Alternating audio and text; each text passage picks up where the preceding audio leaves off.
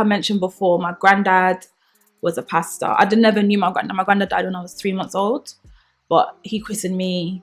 And I guess through that, my dad became minister. All I knew growing up was church. And I'd say it was like that until I was about 11. And then my parents divorced, which was obviously difficult, but I wouldn't say that the difficulty played out until later. My family and I, we stopped going to church. Well, my mum stopped going, so we stopped going. But knowing about God never kind of left me, but I'd say that the chance to develop that relationship kind of dwindled away. It's funny because I gave my life to God, I remember the first time when I was 9. And when I look back, it's like, if you've given your life to him, then you've given your life to him. But I think I did it how many times? Like, oh, I need to be saved again. So it's like, you know, you do the sinner's prayer again and again and again. By my 2nd or 3rd year, I was like, okay, I'm actually going to really do this walk now. And it was hard because that's when I battled with not feeling like I was good enough. I went to a church that was very youth-led, and everyone was really zealous. Everyone was kind of far in their relationship with God. And I just felt like, I can't speak in tongues yet. I don't have my prayer language yet. I haven't been baptized yet. So, you know, I'm a heathen. Like, I'm not like these guys kind of thing. Which, looking back now, it's silly. But when you're in that environment and everyone's kind of really on fire and you're just like, oh, okay, I'm not there yet, it does make you feel like you're doing something wrong. I decided to get baptized, I think just after I turned 21. So I made that decision for myself. And I knew it was time. So even like developing like my prayer language, that was a personal thing that happened by myself in my bedroom. So I noticed that the way God works with me is very different. Our relationship is very personal. So it's like no matter where I am, he's always there. That connection is always there. So I was praying one day at uni and I was like, okay, God, I really want my prayer language now because I don't feel like I'm able to pray properly. So then I developed my prayer language in my dorm at uni, got baptized 2011. And I think one thing that I noticed is that I hear God quite clearly.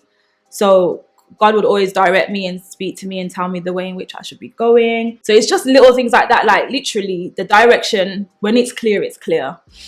And sadly, some things happened in 2012-13 that really knocked that connection, or the connection that I felt was there. And I was facing a lot of disappointment, a lot of pain, a lot of hurt. And I felt, because a lot of it was connected to what I thought I knew that God told me, I was like, this is an L. Like, this is deep. And subconsciously, I think I kind of pulled away a little bit because I was like, God, are you cool with me? I was like, you're not cool with me anymore, man. Like, what's going on? I thought, you know, we'd be in a better space.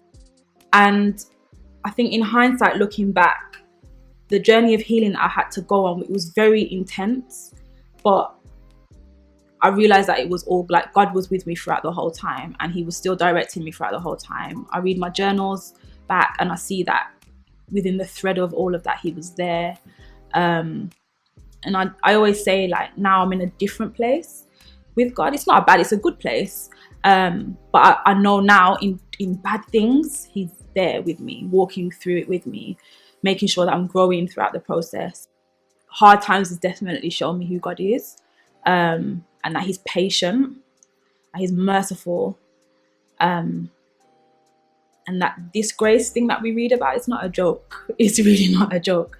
Moving to London is one thing. I was going through a really bad bout of really severe bout of depression in 2010. So I finished uni in July 2010. So I went back home to Birmingham, and the depression was to the point where I couldn't hold a conversation with anyone. Like, my answers were really short. It was just a struggle. I was just going through a bad time, trying to find work. As you know, for graduates, it's just difficult. So even little things like cleaning roles, I couldn't get them. And I don't think, because they were saying I'm too overqualified. So then you're just kind of in this limbo of, okay, what can I do? During that time, because I was so heavily depressed, I knew if I don't do anything, it's just going to spiral out of control. So I was really into doing my devotionals in the mornings, in the evenings, really pressing in and trying to just keep praying and just having that dialogue with God. And that's when he was like, you're going to move. So I'm like, what are you talking about? Like, go where? So during the time I'd studied media and journalism, and a lady at my church, she came to me one day and she was like, I feel like I need to help you. What do you need help with and where? I was like, I'm looking for roles in media.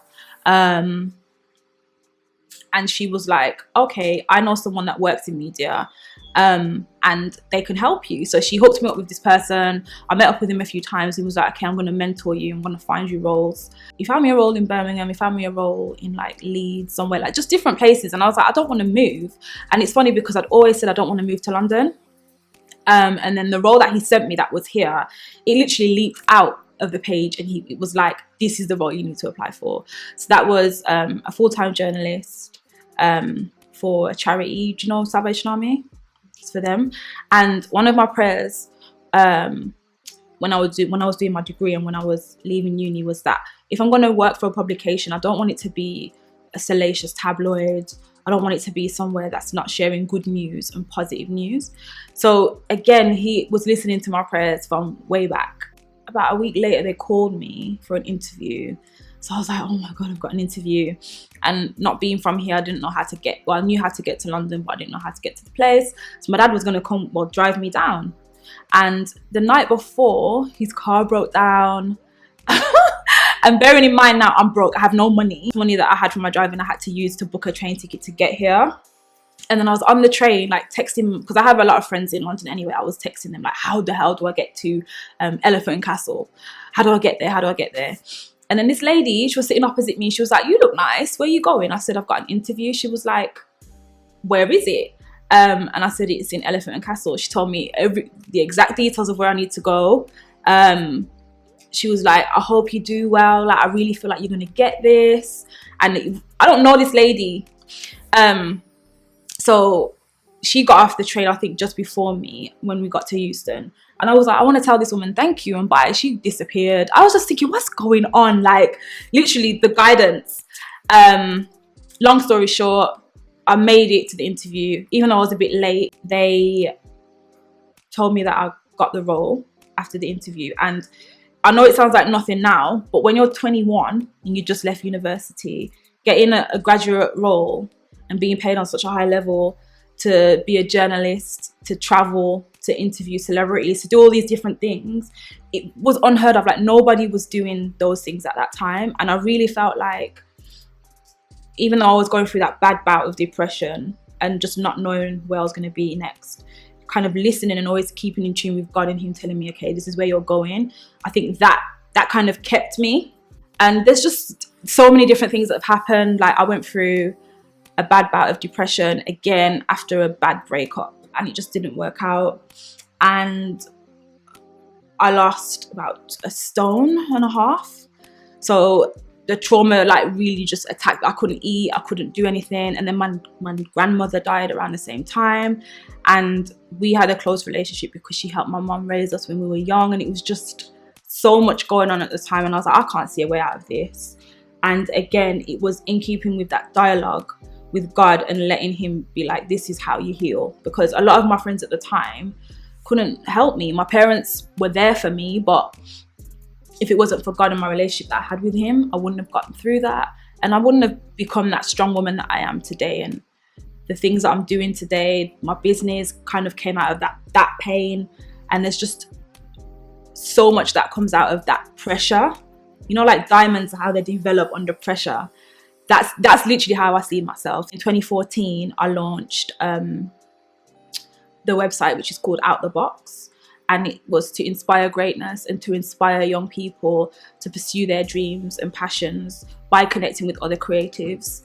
And then it developed from a website full of stories and features to an event platform. So we'd run events, and we started our first event series at Google Campus in Shoreditch. It's just grown from there. I've lost count. I must have done close to 20 events now, and workshops, and we're just growing. We've been working with brands to actually connect young people to jobs in the creative industries, because the gap with young Black and ethnic minority people, it is huge. Like, I think when I checked my industry, which was journalism, I think 0.2% of journalists in the UK are Black. And things like that, statistics like that really push me to do the work and keep going. So follow us on Instagram. It's Out the Box UK. We are currently rebuilding our websites. That will be back up soon. We're Out the Box UK on Twitter as well. So we have some new workshops coming up this year. And that caters to different industries. So if you're into music, if you're into fashion, if you're into broadcasting, writing, we have a workshop to kind of cater for those different things. And we're going to be working with some brands this year that I can't name yet, but we're going up. So that's me. Your story saves souls. And there's a scripture in Revelation that says, we overcome by the blood of the Lamb and the word of our testimony.